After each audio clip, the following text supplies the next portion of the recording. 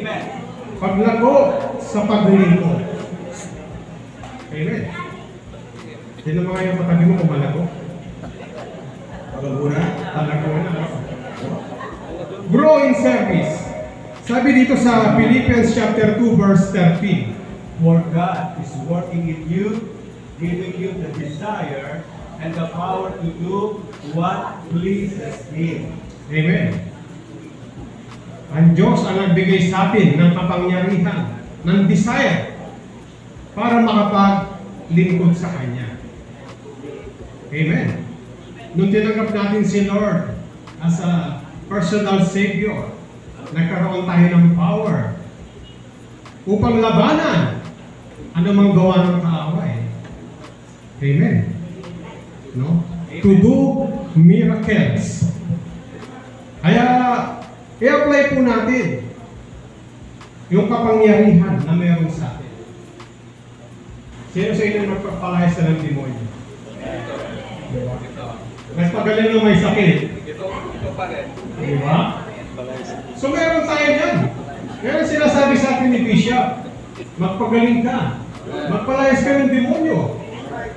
Gumawa ka ng himala. Sapagkat ang himala attracts the people. Amen. Hindi na tayo reliyoso na kapag samba, uwi. Wala na rin yung taga-sambales. No? Diba? So yung taga-upo lang. Kailangan meron tayong ginagawa. Sabi nga dito sa 1 Corinthians chapter 12, verse 12 to 13.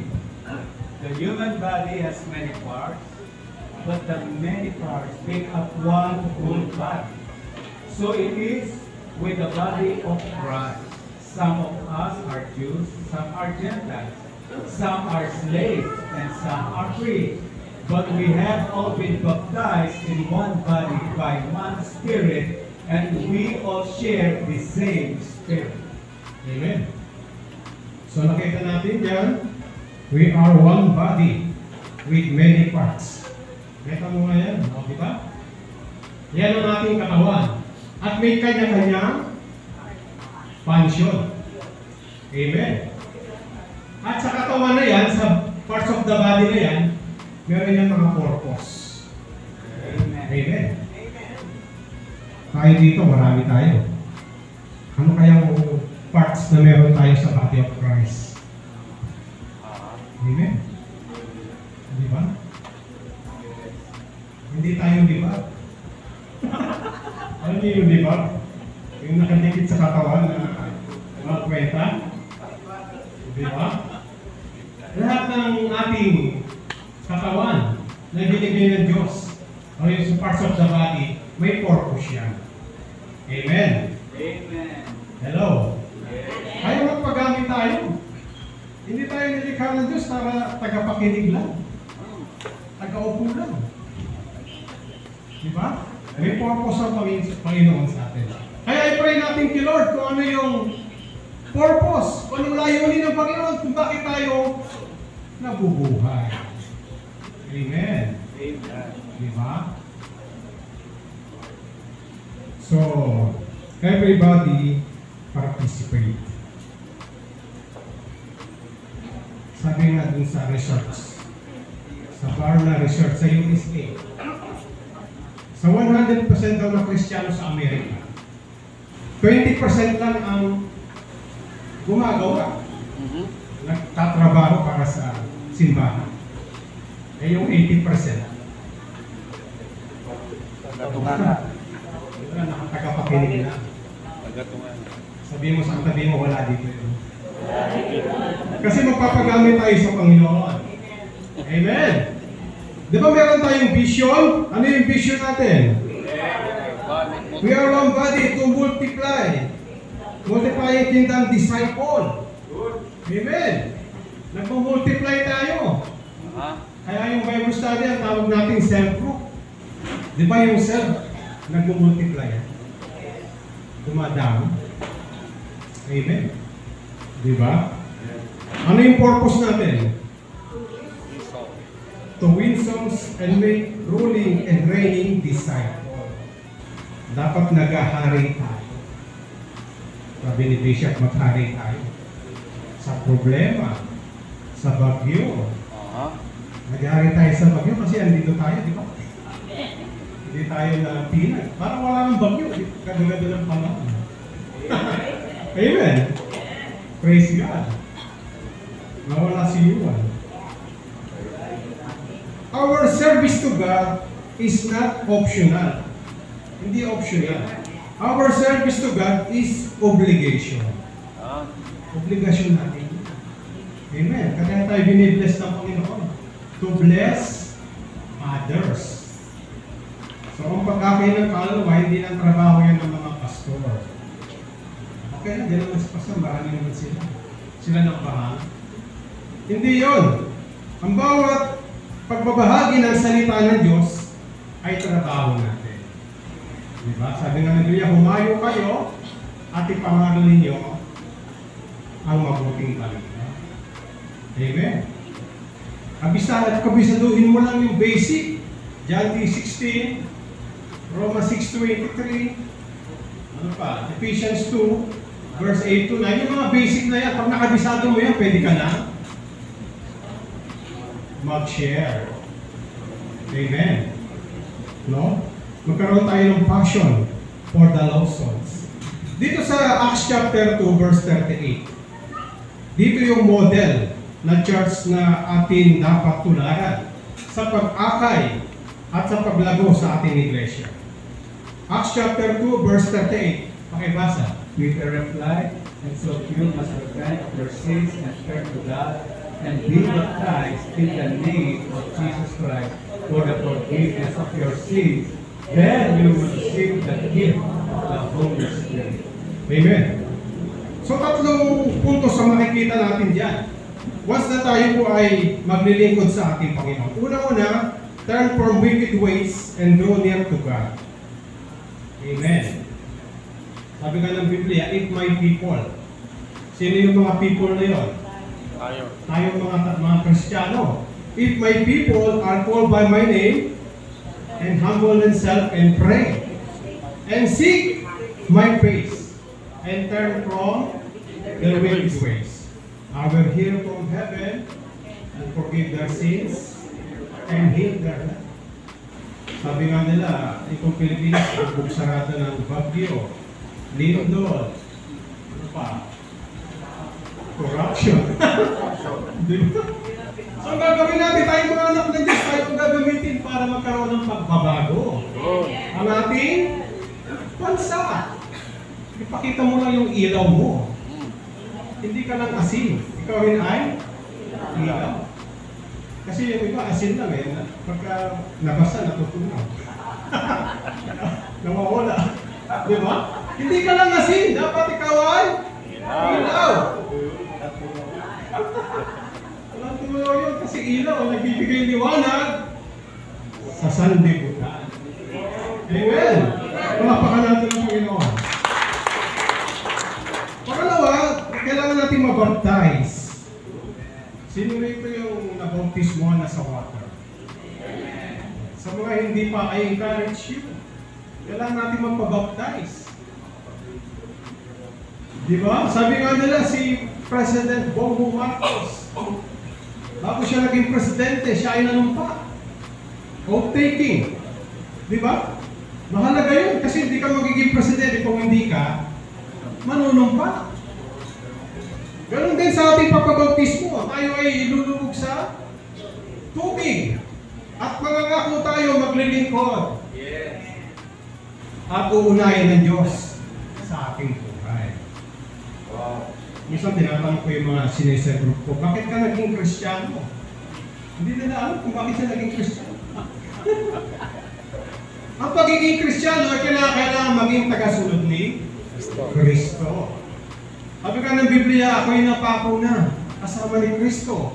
At hindi na ako ang nagahari. Sino na? Si Kristo na. Alam nyo, si Apostol Pablo, bago siya naging Kristiyano, siya ay taga-usik ng mga Kristiyano. Pero nung siya ay nakakilala sa ating Panginoon, siya ay nabulag, And then suddenly siya ay pinag-pray ng lingkod ng Diyos. Natanggal yung mga kaliskis sa kanyang mata. Symbolize na darkness. Di ba? After nung nalinis yung mata niya, nakakita siya, ang ginawa niya. Basahin niyo, nagpabautismo siya. And after niya nagpabautismo, tuloy-tuloy na yung paggamit sa kanya. I-encourage yun, isa sa mga maganda para sa mga kapatid natin siniserve. Kailangan natin silang ma-baptize. Para isusurrender nila yung buhay nila sa ating Panginoon. Example niya, model example si Jesus Christ, di ba? Nung siya ay binaptismuhan ni John the Baptist, di ba, nabuksan yung langit at dumalo sa kanya ang kapangyarihan ng Diyos. Amen? And suddenly, gumawa siya ng mga himala. Kasi nagkaroon siya ng accept o Holy Spirit. Bumaba sa kanya yung Holy Spirit. Amen? Ako nung nabautismoan ako, mga 1990s pa atay. No? So pagka tubog sa akin dun sa tubig, pagkakat ko biglang lumiwanag. Nawala yung kadilid. Naranasan mo ba yun nung nagpabautismo kayo? Di ba? At doon, nagkaroon ako ng pagmamahal sa aking Panginoon. Nagkaroon ako ng passion to win souls. Kinabisado ko yung kasi sa Biblia, mayroon yung sa likod, yung paano pagtanggap. Kinabisado ko yun. At sinishare ko sa mga taong kasalanan. Amen. Sabi nga na, witnessing is the way of life. Maging bahagi ng buhay natin yun. May pinapadala sa ating tao para share natin, hindi natin sinishare, nahihiya tayo. Sabi mo sa katabi mo, alisin mo na yung hiya. Amen? Diba? Para sa Panginoon. Para sa Panginoon. Alat ng kaya. Huwag natin gayahin yung walang niya sa paggawa ng masama. Diba? Kung sa paggawa ng mabuti, huwag tayong nahihiya. For the glory of God. Amen. Diba? Hallelujah. At pangatlo, yun lang sinabi ko kanina, no? Accept the Holy Spirit. Amen. Kailangan ikaw ay pinapangunahan ng banal na Espiritu. Paano mo nalaman na ikaw ay puspos ng banal na Espiritu? Sinabi ko sa inyo na 5 C. Ano yun? Una-una, meron kang change. May pagbabago. Amen. Ang lahat na kay Kristo ay isa ng bago, nilala. Karuan yun. Pangalawa, meron ka ng connection. Letter C. Meron ka ng prayer sa ating Panginoon. Sabi nga ng Biblia, ako ang puno. Sabi ni Jesus, kayo ang mga sanga. Ang nananatili sa akin, at ako sa kanya ay siyang magbubunga. Hello? Di ba sa pag-share natin ng salita ng Diyos, huwag mo agad share. Ipag-pray mo muna. Amen. Para yung masamang espiritu, lumayas. Palitan ng bago, espiritu. Hello? Kung meron tayong target na gusto natin sharean, pag-pray muna natin.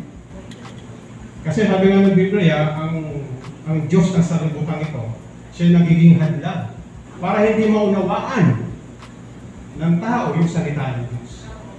Tatanggalin natin yung mga hadlang ngayon. Through prayer. Connection to God. Letter C is conviction. Meron ka ng conviction. Ito yung matindi sa akin nung ako yung naging bagong Kristiyano. Parang ayoko na magkasala. Diba? Meron kang conviction. Hello? Hindi ko naman sinasabing tayo ay perfect na. Wala naman perfecto, di ba? Kaya kung tayo may nagkasala, meron tayo tinatawag na confession. Yan yung pang-apat. Confession. Kung ipapahayag natin ang ating mga kasalanan, tayo ay papatawarin ng Panginoon. And lastly, compassion. 5 C. Na ikaw ay pinapangunahan banal na Espiritu. Meron kang compassion. Ulitin natin, ano yung 5 C na yun? Unang-una, change, connection, conviction, confession, and compassion. Meron ako narinig isang preacher, nagkwento siya, halimbawa sa kwento, no? Pero yung mag-asawa, yung chick, si Mr. Bong at saka si Mrs. Bong. Asawa eh. So dumating yung pagkataon sa kanilang pagkasama, binigyan sila ng anak. Siyempre pag in chick, kailangan singkit yung mata, mapupi, ayan yung itsura. Eh nung lumabas yung bata, kakaiba yung itsura. Hindi siya singkit. Malaking mata. Tapos yung kulay, hindi ko puti. Parang itim. Naglagulat yung tatay. Baka gano'n na lang yung ano niya, parang isip niya, parang nasa Malaysian siya. Pero dumating yung nurse. Sabi ng nurse, Sir Ma'am, ano yung pwede natin ipangalan sa anak niya?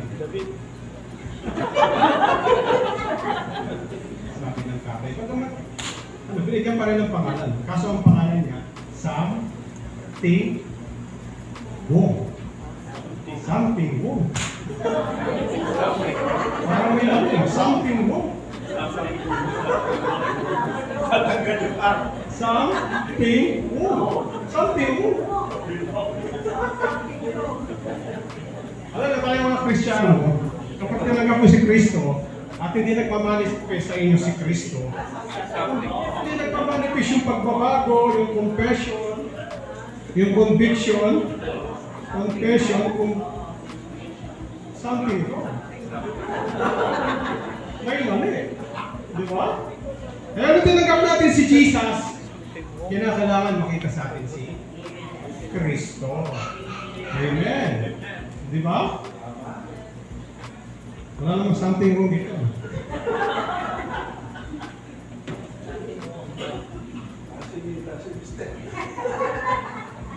So, Ephesians, dito tayo sa Acts chapter 2, verse 42 na tayo. All the believers devoted themselves to the apostles' preaching and to fellowship and to sharing in meals, including the Lord's Supper, and to pray. Amen. So makita natin dito, nagkaroon sila ng participate to grow in the Word of God. RRF na sinasabi. Di ba? Hindi lang tayo, natumanggap tayo sa Panginoon, huwag na tayong gagawin. Kailangan magpa-disciple ka. Participate to grow in the Word of God. Sa ating devotion, sa ating pag-online, di ba? Hindi lang yun, nagkaroon sila ng fellowship and prayer. Mahalaga po yun, di ba? Nagkaroon tayo ng building relationship. Minsan, pagka may birthday, di ba? Lumalabas tayo, kumakain tayo. Para magkaroon ng fellowship. Amen. Hello? Di ba, minsan sa online, I suggest sa mga nag-o-online, mas maganda po kung nakikita kayo. Yes. Kasi minsan ang problema yung profile picture lang yung nakikita. Kaya hindi mo alam kung nakikinig ba yung tao tinutunan. Kung alam mo na yung... Hello! Kaya yung mga sinisay, yung online, kung gusto ko nakikita ko sila. Para focus sila sa salita ng Diyos. Hindi yung kung ano na yung pinagagawa. Hello! Kaya kita nyo, sa pinapadala kong picture, nandun sila. Attentive sila. Hindi yung profile picture lang, baka mamaya, nasa siya na yun. Ano na yung pinagagawa? Hello! Kasi karanasan ko yung before. Kapag nagsisagot kami, online, hindi mo alam. Di ba? Hello! So wake up po lang yun sa mga self-group leader natin. Amen! Ephesians chapter 2 verse 43, ano sabi doon?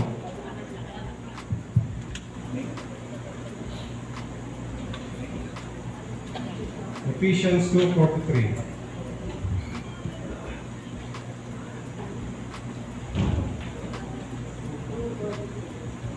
Mas basahin ko po sa inyo. A deep sense of calm and over them, and the apostles performing the miraculous and signs and wonders. Amen.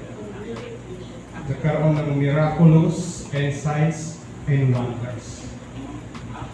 Diba? Acts chapter 2 verse 43. Diba? Kaya sabi ko nga sa inyo kanina, mahalaga nagdumadalo yung kapangyarihan ng Diyos sa ating ministry. Diba? Kinanta natin kanina, miracle worker. Light in the darkness. My God. That's who you are. Hello. Binigyan tayo ng Diyos ng kapangyarihan. Pagbabasa natin ng banal na Espiritu para tayo ay maging saksi at gumawa ng miraculous. Acts chapter 2 verse 45. And they sold their property and possessions and shared the money with those in need. Ayan. Kita naman natin dyan yung generous giving. Mahalaga po yan, di ba? It's better to give than to receive. Mas mapalad yung nagbibigay kaysa tumatanggap. Amen. Di ba? Sa book of Corinth, yung taga-Macedonia, alam niyo yung ano doon? Dumanas sila ng matinding pagsubok. Severe problem na dumanas sa kanila. Pero dahil kahit sa kanilang kahirapan, kahit sa kanilang sitwasyon, magkadudod pa rin ang kanilang desire na magbigay sa akin, Panginoon. Amen. Hello. Kaya sa pagbibigay po natin, ibigay natin yung the best sa ating Panginoon. Ano ba yung mga avenue of blessing na tinapik natin? Yung sino ba yung mga makatatang lupa? Di ba yung mga nangangailangan, yung mga poor? Yung mga lingkod ng Diyos? Tulad ni Pastor David, matatang lupa yan. Di ba? Church building, sa mission. Diba? Thanks and offering. Diba? First fruit.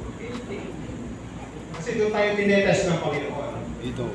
Test nyo ko, kung di ko buksan ng durungawan ng kalangitan at ibuho sa inyo ang masagana, pagpapala. Bibira i-share dito yung tithing eh. Diba? Kasi sa mga Kristyano, natural na yun eh. Diba? Pagka binigyan ka ni Lord, pinres ka ni Lord, ibigay mo yung para sa Kanya. Amen. Amen. At bubuksan ng Diyos ang durungawan ng kalangitan at ibubuhos sa atin ang masagana pagpapala. Ako, magbibigay ako, hindi lang ako 10%. Sa tithes, 10% din sa offering. 10-10, para balanse. Di ba? Kasi yung tithes, parang ilog na talaga. Pero yung offering natin, doon pa lang tayo talaga nagbibigay. Iba pa yung mission. Iba yung gawain. Kaya pagka ikaw ay mapagbigay, ikaw ay yumayaman. Amen. Hello? Amen. Pero yung mga tikom, mga buksingero, di ba? Lalong naghihirap. Naghihirap. Ano sa sinasabi dyan, di ba? Proverbs 10:8. Hallelujah. Thank you, Jesus.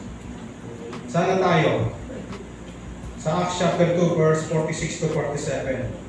They worship together at the temple each day, met in homes for the Lord's Supper, and shared their meals with great joy and generosity. All the while praising God and enjoying the goodwill of all the people. Each day the Lord added to their fellowship those who were being saved. Amen. Una-una, nagkaroon sila ng pagpupuri sa Panginoon. Worship God and communion. Amen.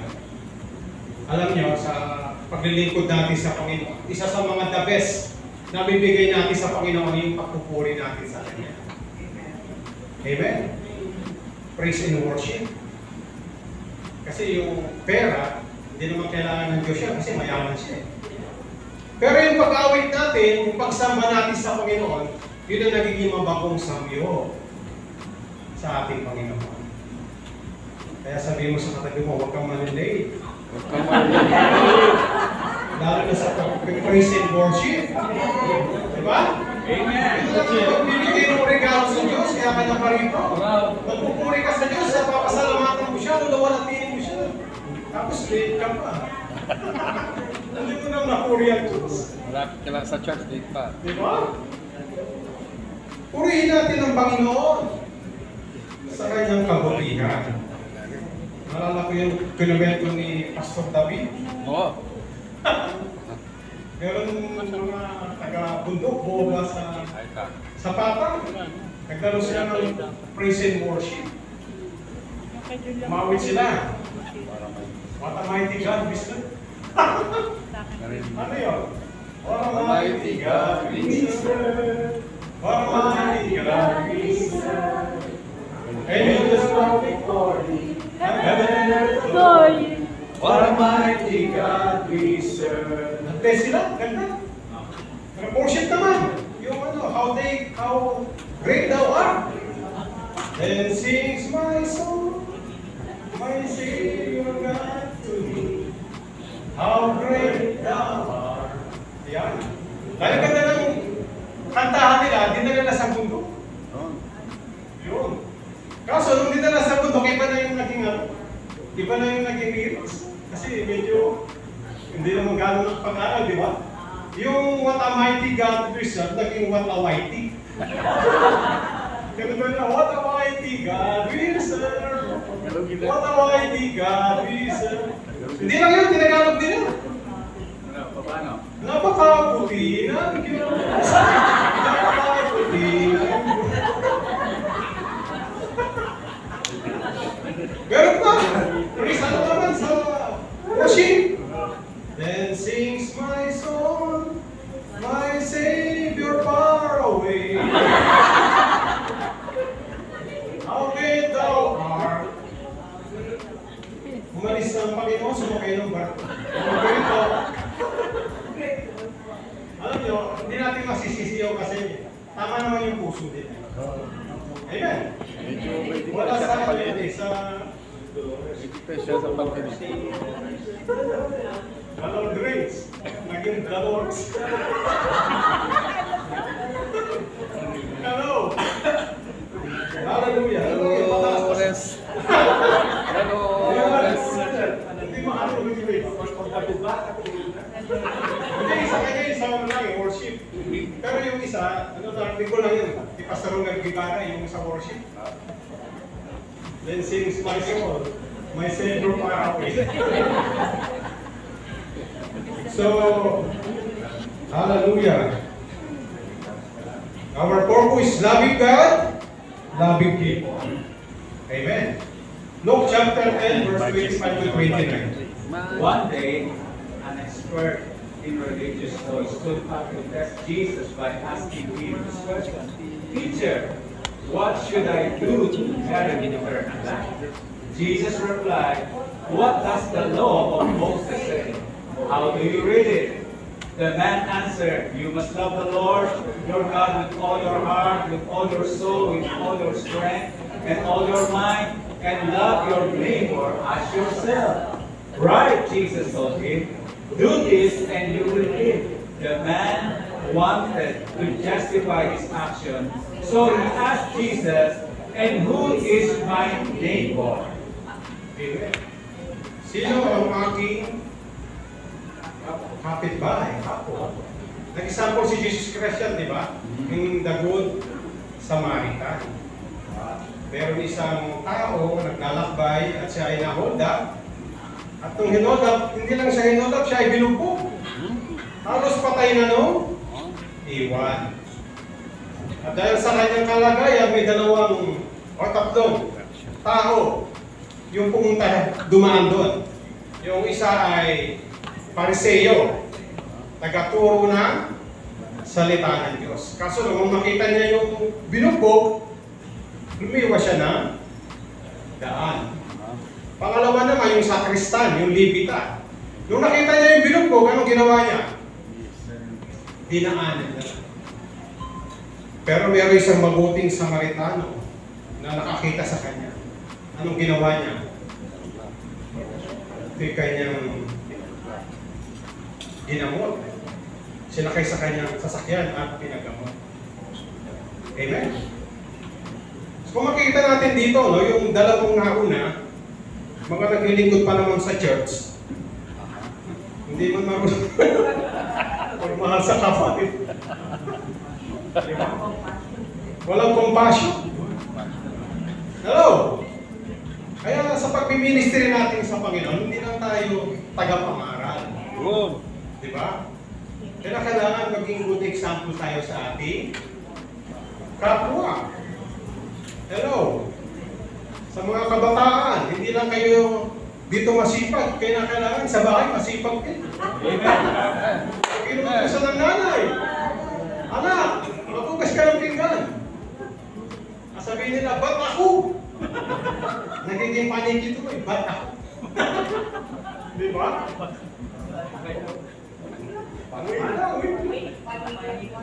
Hello? Kaya kailangan ng pagiging Kristiyano natin sa isip, sa salita, at sa gawa. Hindi lang dito sa church. Okay ka. Pagdating sa labas, wala na. Hello? Pero ang tanong dito, kung si Jesus ay narito ngayon, nalulugod ba siya ngayon sa ginagawa mo? Kung kasama natin si Jesus ngayon, nalulugod ba siya sa ginagawa natin? Kasi kung ano yung pinagkakaabalahan natin, yun ang pinapahalagahan natin. Naniniwala ba kayo doon? Kung ano yung inuuna mo, yun ang priority mo. Hello? Matthew 6:33, seek first the kingdom of God in His righteousness. Hindi lang yung sa church yun, no? Pati sa ugali natin, sa ginagawa natin. Meron tayong righteous living. So, model in church growth. Balikan natin, ano yun? Kailangan, meron tayong turn from wicked ways, draw near to God. Let her be baptized. Let her accept the Holy Spirit. Let her participate to grow in the Word of God. Fellowship and prayer. Miraculous signs and wonders. Generous giving. Worship and communion. Hello? Diyan sa umpisa natin sa natapos, ano yung meron ka na dyan? Ang goal po natin para mag-grow tayo sa ministry po natin, lalo na sa mga sinesegro po natin, ituro po natin yan. Kasi yan po yung model para mag-grow po tayo sa ating paglilingkod sa ating Panginoon. Amen? Amen. Sa Acts chapter 2 po yan. Kaya, nung ginagawa nila yan, ano nangyari? The Lord added daily, araw-araw, nadadagdag. Hello? Sabi mo sa katabi mo, kasama ka. Tayo ay iisang katawan kay Kristo. Kailangan may kabahagi ka. Hindi ka lang taga-upo, taga-pakinig. Ginawa natin yan nasa kabila tayong religion, di ba? Uwi lang tayo, uwi samba. Wala tayong purpose kung bakit tayo nabubuhay. Hello? Kaya magpagamit po tayo sa ating Panginoon.